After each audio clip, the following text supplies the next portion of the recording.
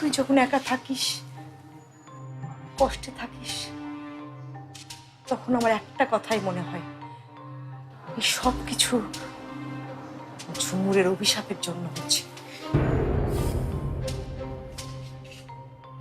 ঝুমুরের অভিশাপ আমার গায়ে লাগবে না মা, বরং অভিশাপ তো আবার ওকে দেওয়া উচিত।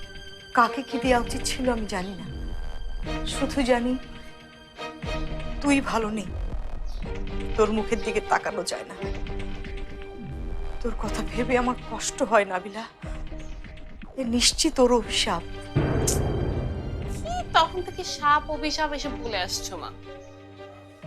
অন্যায় তো আমার সাথে হয়েছে, ঝুমুর আমার কাছ থেকে ফারহানকে কেড়ে নিয়েছে মা। কেড়ে নিয়েছে?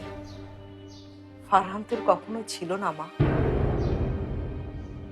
আর আমি জানি ভবিষ্যতেও কখনো হবে না। নাবিলা, তুই ওকে ভুলে যা মা, প্লিজ।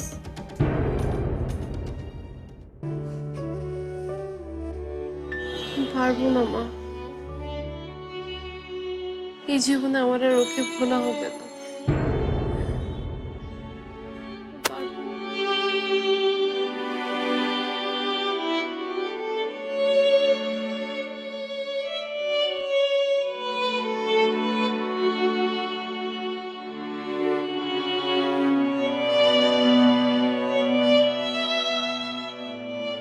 ঠিক আছে মা, অনেক রাত হয়েছে,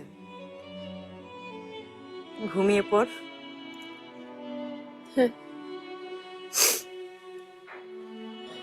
একটু পরে ঘুমিয়ে পড়বো, তুমি যাও শুয়ে পড়ো। গুড নাইট মা।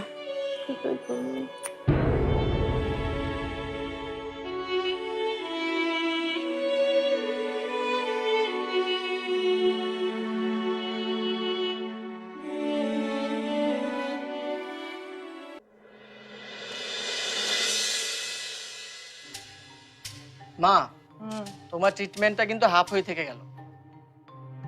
কিসের ট্রিটমেন্ট?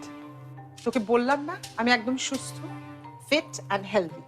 তবুও এবারও না হয় চলো আমার সাথে। তোর কি মাথা খারাপ হচ্ছে? আবার যাব? একবার যাবার পর দেখলি না কি ঘটলো, কে এসে হাজির হলো। একে বাড়ি থেকে বের করা না পর্যন্ত আমি কোথাও যাচ্ছি না, আর আমি চাই না তুইও এখানে থাকিস। তুই তোর টিকিটটা করে ফেল। মা, মা আমি চাইলে আর কটা দিন থেকে যেতে পারবো, তোমার তো সাপোর্ট দরকার। কোনো দরকার নেই, আমি চাই না তুই এখানে থাক। ওই মেয়ে কখন কি বলে দেয় তার কোনো ঠিক আছে? ও যতই বল